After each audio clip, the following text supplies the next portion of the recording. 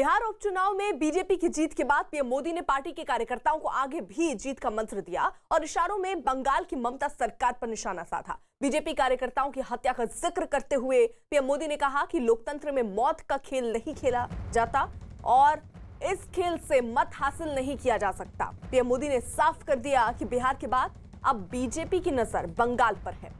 PM Modi ने कहा कि पार्टी के कार्यकर्ताओं को अपना काम जारी रखना है और बंगाल की जनता वहां की सरकार को जवाब देगी। तो प्रधानमंत्री नरेंद्र मोदी ने जहां एक तरफ जीत का मंत्र दिया और उसमें सबसे बड़ा श्रेय महिलाओं का बताया कि महिला जो है, दरअसल साइलेंट वोटर्स की जो जिक्र हो रहा है, ये महिलाएं हैं जिनके लिए केंद्र की सरकार और बिहार की सरकार ने बहुत काम बढ़ चढ़ कर किया था और उसी को लेकर उन्होंने एक इशारा भी दिया कि अब जो कार्यकर्ता हैं वो पूरी तरीके से डटे रहें, क्योंकि बंगाल में भी आने वाले दिनों में चुनाव है और ऐसे में वहां भी जीत दर्ज करनी है। ये मंत्र उस मंच से प्रधानमंत्री नरेंद्र मोदी ने दिया और साथ ही साथ ममता बनर्जी को सीधे सीधे निशाने पर भी लिया और ये कहा कि बिहार के बाद अब बीजेपी की नजर बंगाल पर है। पीएम मोदी ने कहा कि पार्टी के कार्यकर्ताओं को अपना काम जो है वो जारी रखना है। साथियों, जो लोग लोकतांत्रिक तरीके से हमारा मुकाबला नहीं कर पा रहे हैं, हमें चुनौती नहीं दे पा रहे हैं,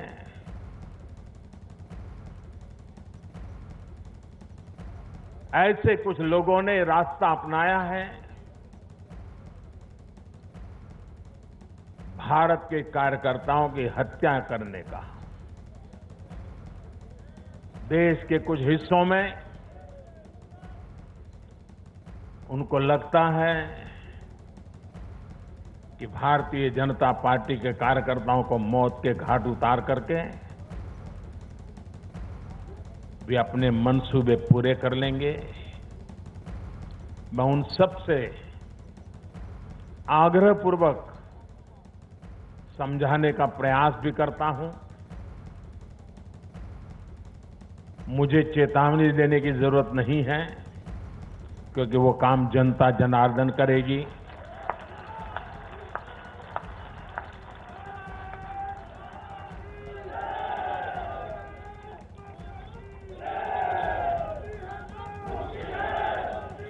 चुनाव आते हैं, जाते हैं, जय पराजय होता रहता है। कभी ये बैठेगा, कभी वो बैठेगा, लेकिन ये मौत का खेल लोकतंत्र में कभी नहीं चल सकता। और मौत का खेल खेल करके कोई मत नहीं पा सकता है। ये जरा दीवार पर लिखे हुए शब्द पढ़ लेना। हमारे साथ एहतिशाम खान हमारे सहयोगी दिल्ली से जुड़ रहे हैं, आशिका सिंह कोलकाता से इस वक्त हमारे साथ हैं, अमिताभ सिन्हा न्यूज रूम से इस वक्त हमारे साथ हैं, साथ ही साथ शेष नारायण सिंह वरिष्ठ पत्रकार भी इस वक्त हमारे साथ मौजूद हैं। सबसे पहले अमिताभ जी, मैं आपका रुख करते हुए, देखिए यहाँ पर एक तरफ तो बिहार में जो हुआ, जो एक प्रचंड जीत मिली, उसका आभार जताया, लेकिन यहाँ साफ साफ तौर पर इशारा कर दिया कि अब नजर जो है वो है बंगाल पर।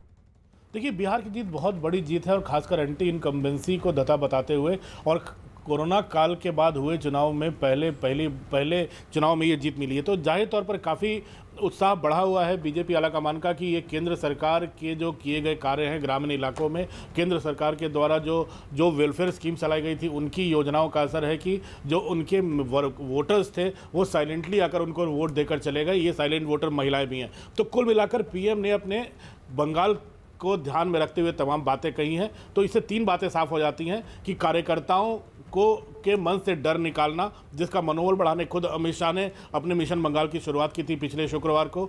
दूसरा, कार्यकर्ताओं को डरना नहीं है ममता सरकार से, अगर वो हिंसा पे उतरते हैं, केंद्र का बीजेपी आलाकमान उनके साथ है। दूसरा, साइलेंट वोटर महिलाएं उनके साथ हैं जिनको केंद्र की योजनाओं का लाभ मिला है और बंगाल में ऐसे महिलाओं की तादाद भी बहुत ज़्यादा है। तो पीएम ने इन साइलेंट वोटर को भी काफ़ी टारगेट किया है। तो तमाम चीज़ें ऐसी हैं जो पीएम की और बीजेपी की रणनीति की झलक दिखा रही है पीएम की कल की स्पीच, और जीत से काफ़ी उत्साहित है। और कोरोना काल के बाद जो पहला चुनाव हुआ है उसमें अगर बीजेपी को सबसे बड़ी पार्टी के रूप में उभरने का मौका मिला है, गठबंधन को जीत मिली है, तो इससे साफ है कि केंद्र की वेलफेयर स्कीम्स का और बीजेपी की रणनीति का काफ़ी बड़ा असर रहा।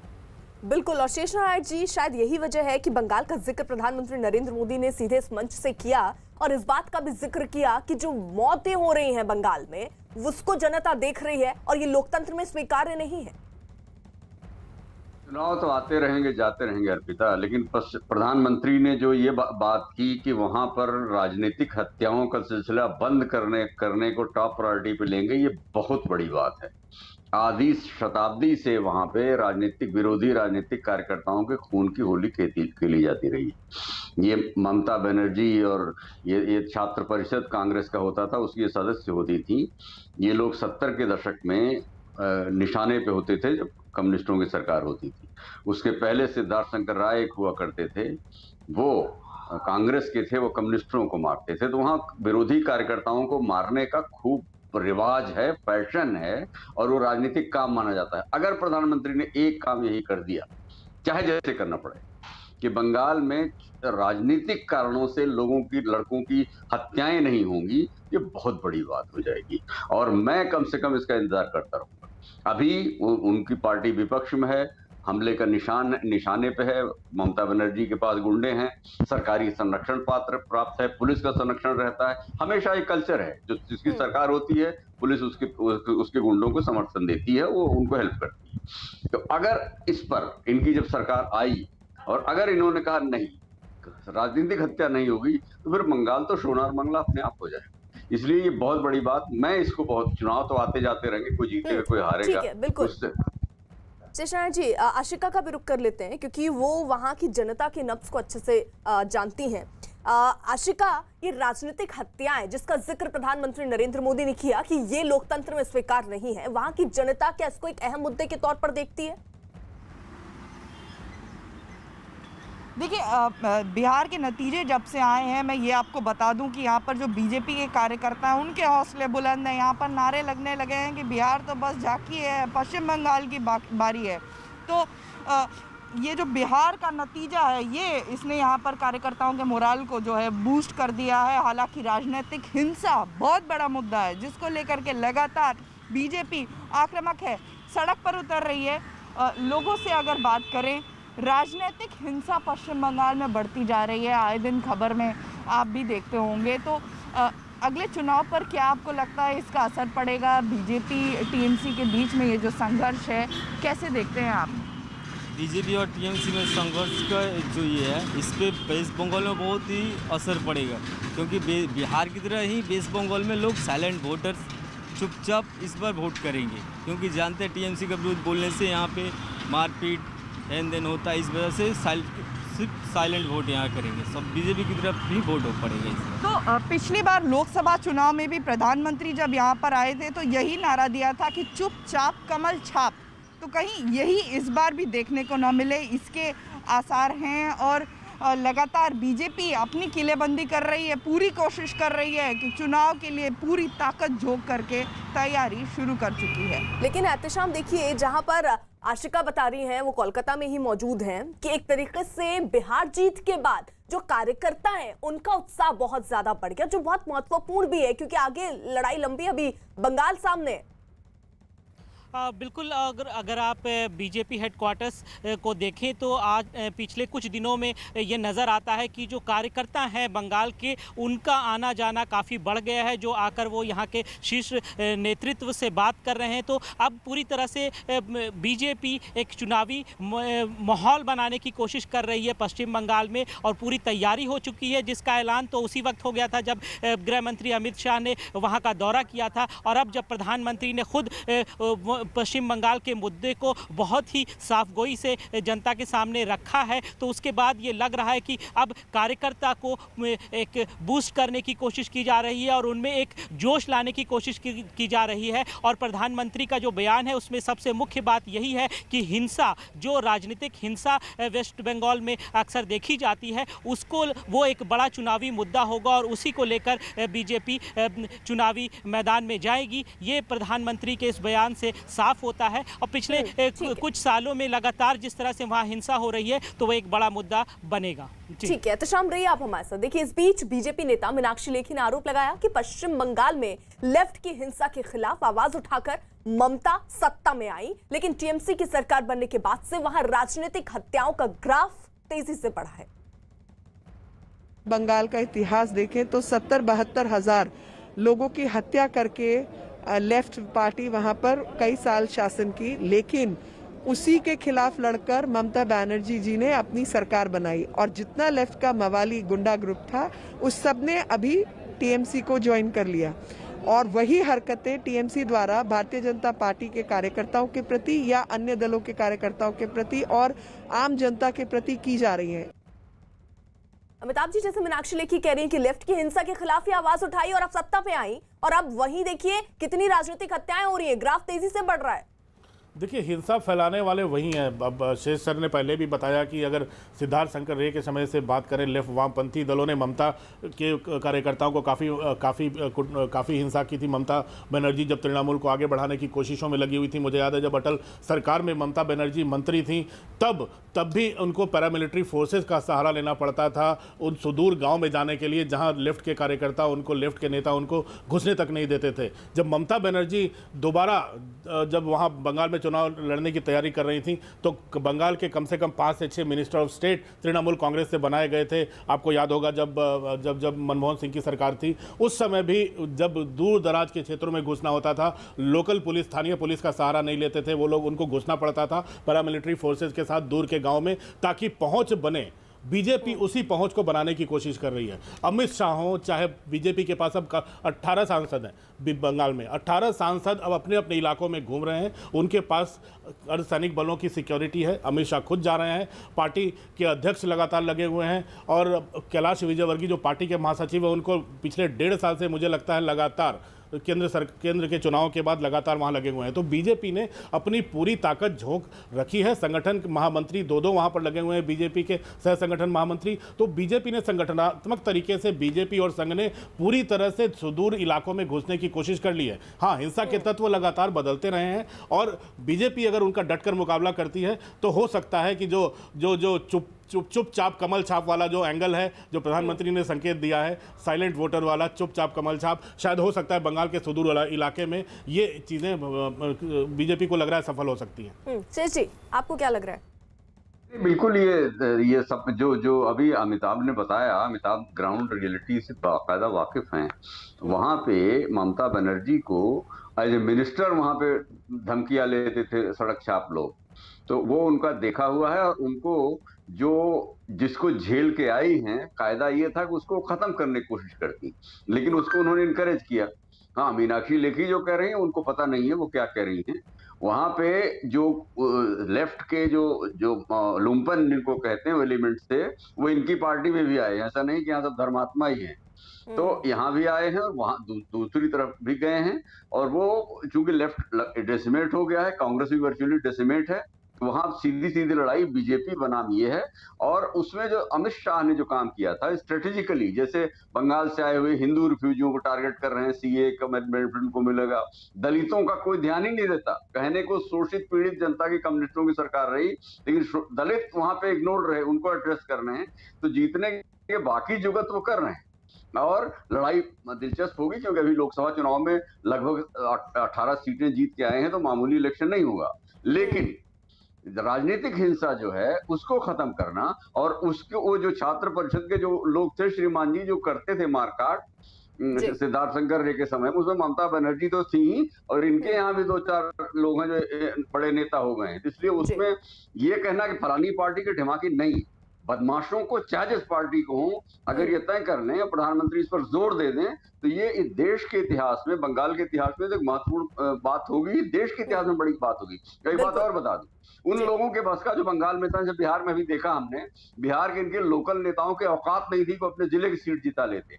अगर नरेंद्र मोदी ने वहां काम न किया होता तो इलेक्शन इनके पक्ष में न जाता। उसी तरह से नरेंद्र मोदी को ध्यान रखना पड़ेगा, बंगाल का चुनाव भी उन्हीं के नाम पे पड़ेगा और इसको उनको ध्यान रखना पड़ेगा। वहां के लोकल नेता किसी की औकात नहीं है कि बदमाशी में या राजनीतिक संगठन में ममता का मुकाबला कर सके। ठीक है, शेष जी रहिए आप हमारे साथ, तमाम सहयोगी बने हुए हैं। वही बड़ी खबर इस बीच आ रही है, जैसा जिक्र हम कर रहे थे, बंगाल के पश्चिम वर्धमान से, जहां टीएमसी के 2 गुटों में हुई हिंसक झड़प में पार्टी के कार्यकर्ता की मौत हो गई। बंगाल में लगातार हो रही राजनीतिक हिंसा के मुद्दे पर बीजेपी लगातार ममता सरकार को निशाने पर लेती रही है। बीजेपी की ओर से टीएमसी पर अपने कार्यकर्ताओं पर जानलेवा हमले के आरोप लगते रहे हैं, लेकिन इस मुद्दे पर खुद पीएम मोदी और गृह मंत्री अमित शाह भी ममता सरकार को निशाने पर ले चुके हैं। लेकिन इस मामले में टीएमसी कार्यकर्ता ही एक दूसरे के सामने आ गए और यह बताया गया कि पश्चिम वर्धमान में टीएमसी के 2 गुटों के बीच हुई आपसी विवाद में फायरिंग हुई, जिसमें टीएमसी के एक कार्यकर्ता की मौत हुई है।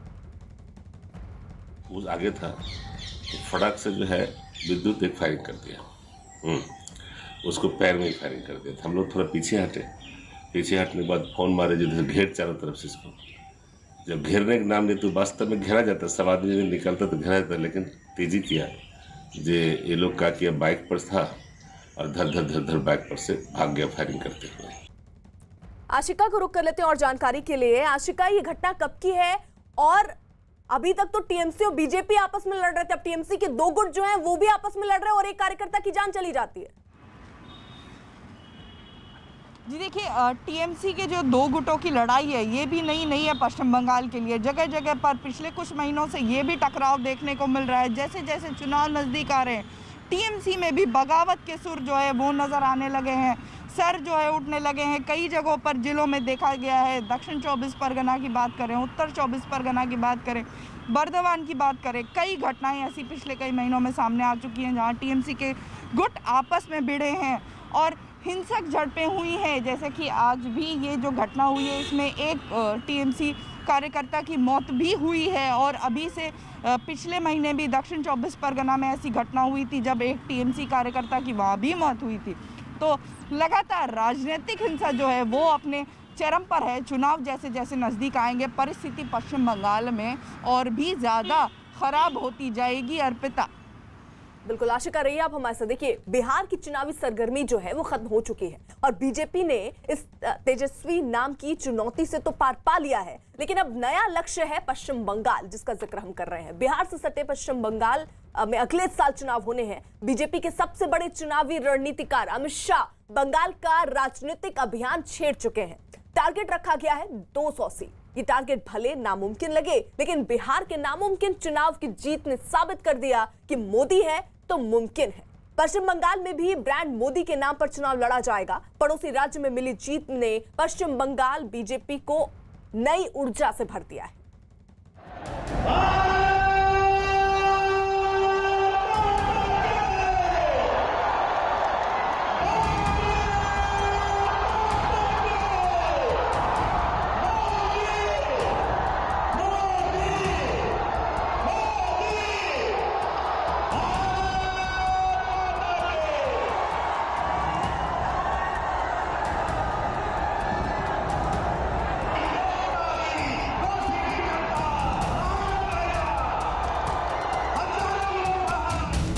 मोदी मंत्र से बिहार विजय।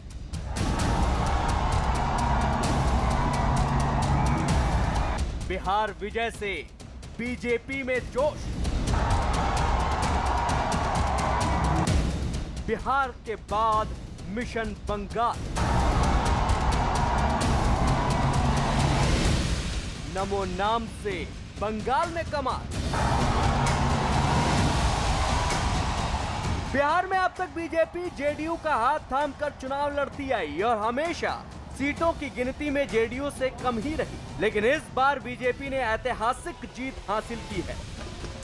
पार्टी को अकेले अपने दम पर 74 सीटें मिली हैं।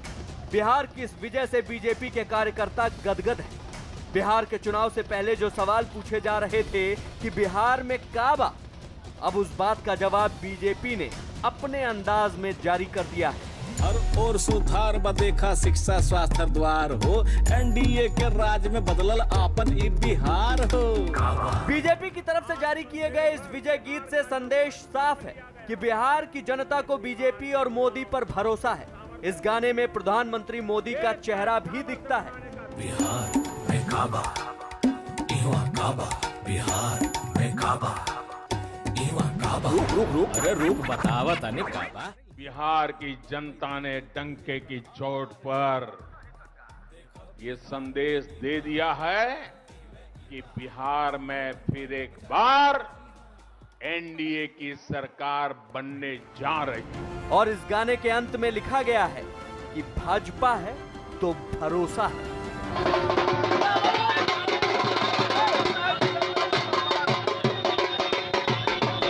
बीजेपी के दफ्तर पर इसी जीत और भरोसे का जश्न मनाया गया।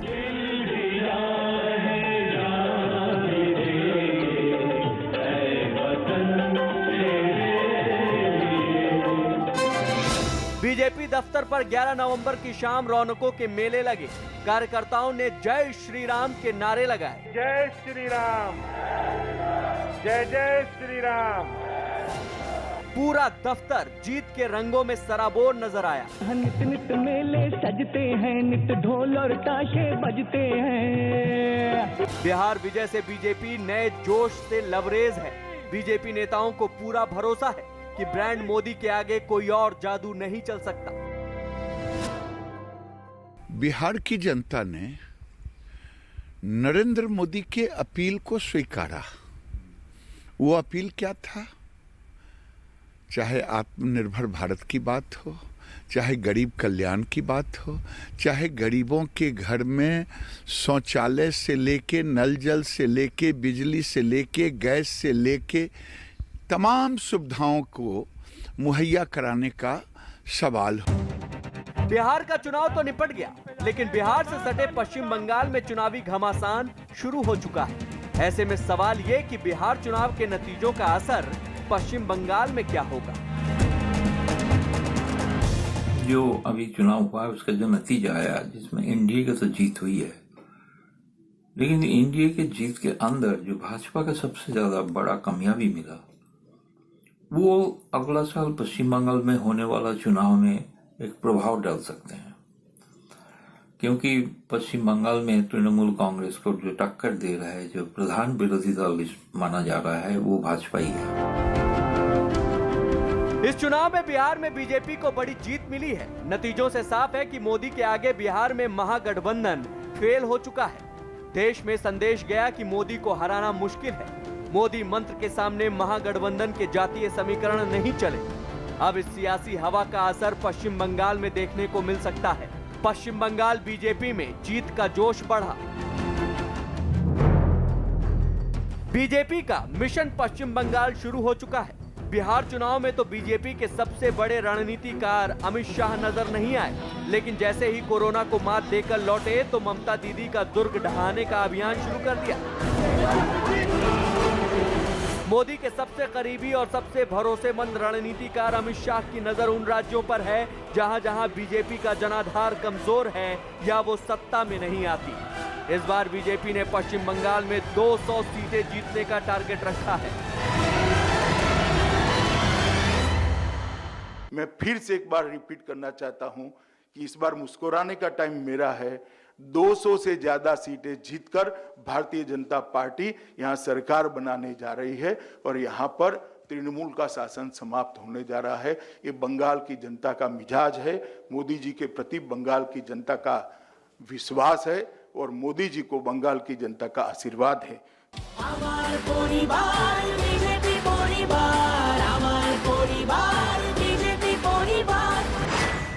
बीजेपी धीरे धीरे पश्चिम बंगाल में बहुत मजबूत होकर उभरी है। 2019 के लोकसभा चुनाव में अमित शाह ने 42 में से 18 सीटें जीतकर सबको हैरत में डाल दिया था। विधानसभा चुनाव अभी दूर है, लेकिन अमित शाह ने दूर की कौड़ी को साधने की पहल कर दी है। वो पश्चिम बंगाल में बीजेपी को मजबूत स्थिति में लाने और सत्ता हासिल करने के मिशन की खुद ही अगुवाई कर रहे हैं। पश्चिम बंगाल में लगातार खराब होती कानून व्यवस्था जहां बड़ा मुद्दा है, वहीं बीजेपी के कई कार्यकर्ताओं की हत्या भी सत्ता और शासन पर लगातार सवाल खड़े कर रही है। यही वजह है कि बीजेपी 2021 में होने वाले विधानसभा चुनाव को लेकर ममता सरकार को घेर रही है। भारत के कार्यकर्ताओं की हत्या करने का देश के कुछ हिस्सों में उनको लगता है कि भारतीय जनता पार्टी के कार्यकर्ताओं को मौत के घाट उतार करके वे अपने मंसूबे पूरे कर लेंगे। मैं उन सब से आग्रहपूर्वक समझाने का प्रयास भी करता हूं। मुझे चेतावनी देने की जरूरत नहीं है। पश्चिम बंगाल में 2011 के विधानसभा चुनाव में बीजेपी को 4% वोट मिले थे। ये वोट शेयर साल 2016 में बढ़कर 17% हो गया। लोकसभा चुनाव में बीजेपी का वोट शेयर और बढ़ा। 2014 के लोकसभा चुनाव में बीजेपी को 17.02% वोट मिले थे, जबकि 2019 के लोकसभा चुनाव में बीजेपी को 39% से ज्यादा वोट मिले। इस वोट शेयर को बढ़ाने के लिए ही अमित शाह पश्चिम बंगाल के 2 दिन के दौरे पर गए। उन्होंने आदिवासी और मथुआ समुदाय को साधा और साथ ही पश्चिम बंगाल के भद्रलोक में भी पैठ बनाने की जुगत लगाई। पश्चिम बंगाल को साधने के लिए अमित शाह ने दक्षिणेश्वर काली मंदिर से अपने मिशन की शुरुआत की।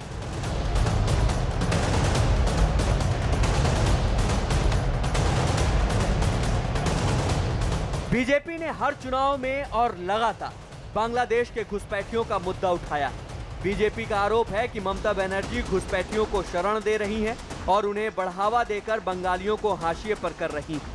बीजेपी कह रही है कि ममता ने बंगालियों के हितों की अनदेखी की है। राष्ट्रवाद और बांग्ला गौरव के इस मुद्दे पर बीजेपी ने बीते कई साल से काफी वोट जुटाए हैं। नेशन फर्स्ट का नारा देने वाली बीजेपी के सामने अब बंगाल जीतने की चुनौती है और साफ है कि बंगाल का चुनाव भी ब्रांड मोदी के नाम पर ही लड़ा जाएगा। विधानसभा चुनाव का नतीजा देखेंगे तो इसमें ब्रांड मोदी कामयाबी हुआ है। इसलिए बंगाल में जब चुनाव होगा उसमें निश्चित तौर पे ब्रांड मोदी तो ममता के ऊपर भारी पड़ सकता है। यह तो साफ है कि बिहार में महागठबंधन की हार मोदी लहर से हुई है, लेकिन कांग्रेस सहित कई नेता कह रहे हैं कि ओवैसी की वजह से चुनाव में हार हुई। ओवैसी की बात में भ्रमित होकर कुछ वोटों जो धर्मनिरपेक्ष महागठबंधन के साथ आना चाहिए था वो ओवैसी की जेब में चले गए। ओवैसी की पार्टी ने बिहार में 5 सीटों पर जीत हासिल की और बिहार की जीत से जोश में भरे ओवैसी ने कांग्रेस को जवाब देते हुए ऐलान कर दिया कि वो बंगाल में भी चुनाव लड़ेंगे। लड़ना तो है ना, लड़ना तो पड़ेगा, लड़ेंगे, बंगाल लड़ेंगे।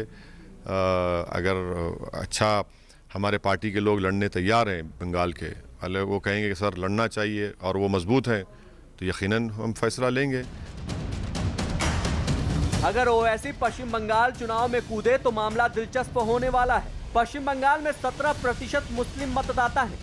इन मुस्लिम वोटों पर ममता की पकड़ मानी जाती है, लेकिन ओवैसी के आने से मुस्लिम वोट बटेगा और वोट बटा तो ममता की सीटें घटेंगी।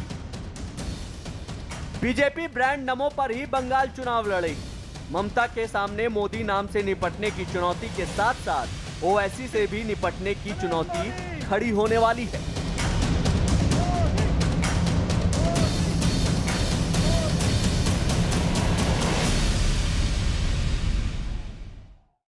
बीजेपी ने पिछले हफ्ते ही अपने मिशन बंगाल का शंखनाद कर दिया है। जब गृह मंत्री अमित शाह बंगाल के 2 दिन के दौरे पर पहुंचे थे, बंगाल दौरे पर पहुंचे अमित शाह ने पार्टी कार्यकर्ताओं की हत्या का मुद्दा उठाते हुए ममता सरकार पर जमकर निशाना साधा और साफ कर दिया कि बीजेपी कार्यकर्ता बंगाल सरकार के अत्याचार के आगे नहीं झुकने वाले। यही डर बीजेपी के वर्कर्स को नहीं लगेगा आने वाले दिनों में? इस हिंसा का डर, बूथ के लेवल पर मार पिटाई का डर?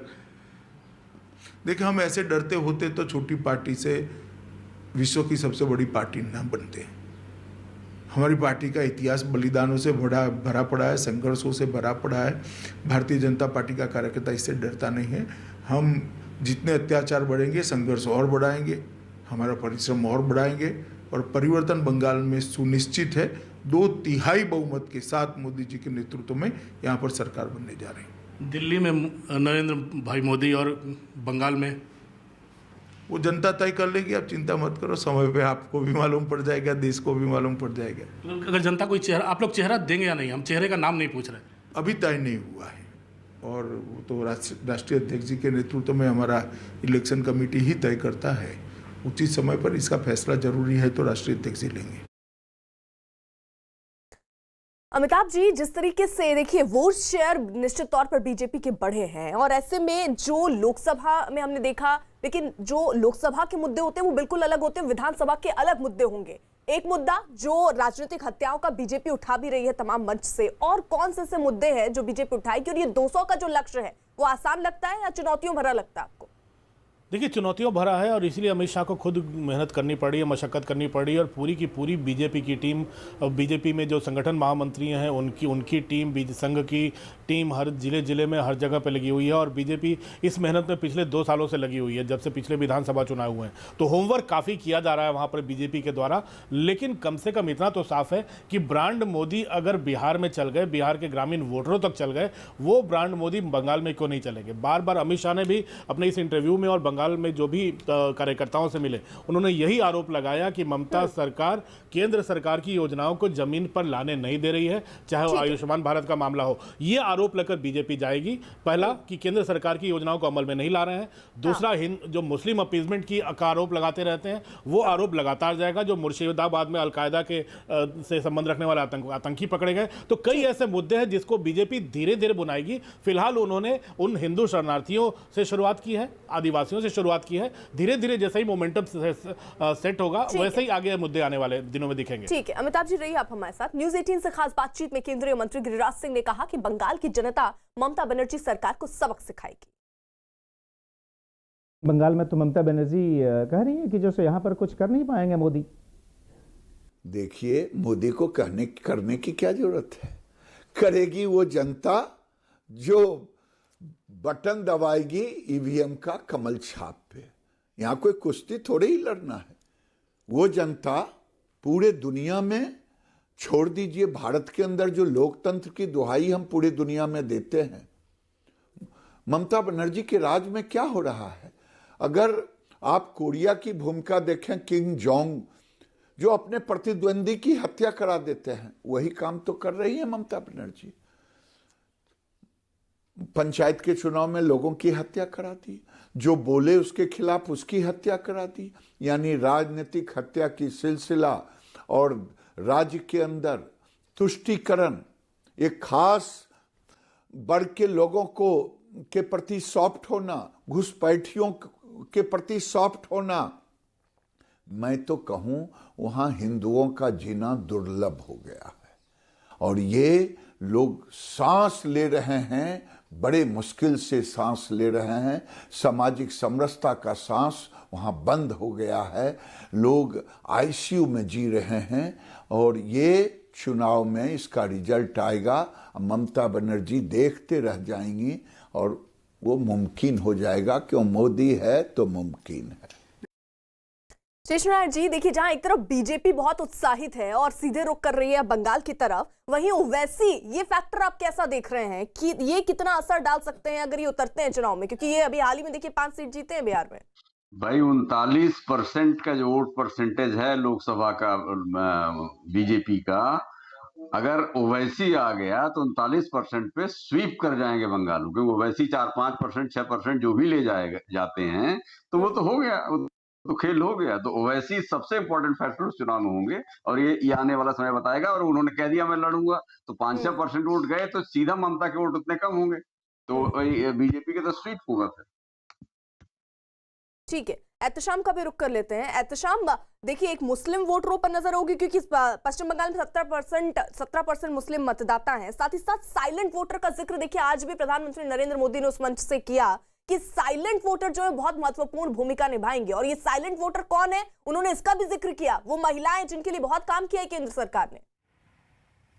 देखिए मुसलमानों के परिप्रेक्ष्य से 2 चीज़ें हो सकती है अगर ओवैसी वेस्ट बंगाल में चुनावी मैदान में कूदते हैं और वो ऐसा करेंगे जैसा कि उन्होंने अभी तक बताया है। इसमें 2 बातें होंगी। एक तो ये कि जो बीजेपी की कोशिश होगी कि मुस्लिम तुष्टीकरण के मुद्दे को उठाएं और जो आतंकवाद के मुद्दे को उठाएं, तो इससे ओवैसी का चुनावी रैली में भाषण देने से और पोलराइजेशन बढ़ सकता है, जिसका फ़ायदा सीधे सीधे बीजेपी को होगा कि उनके जो वोट इधर उधर अगर कुछ जा रहे होंगे तो वो बीजेपी की तरफ कंसोलिडेट होंगे। साथ ही साथ दूसरा जो सबसे बड़ा नुकसान जिस तरह से महागठबंधन को AIMM ने पहुंचाया है बिहार में, उसी तरह से मुस्लिम वोट बैंक में सेंध लगा के जो ट्रेडिशनल वोट बैंक है TMC का, उसमें नुकसान हो सकता है। ठीक है, एहतशाम रहिए आप हमारे साथ। एक और देखिए, पश्चिम बंगाल में राजनीति हिंसा के मुद्दे पर बीजेपी लगातार ममता सरकार पर हमलावर है। वहीं अब सीएम ममता खुद अपने घर में भी घिरती नजर आ रही हैं। खबर है कि एक दिन पहले ममता सरकार के 4 बड़े मंत्रियों ने कैबिनेट की बैठक से किनारा कर लिया, जिनमें परिवहन मंत्री अधिकारी भी शामिल हैं।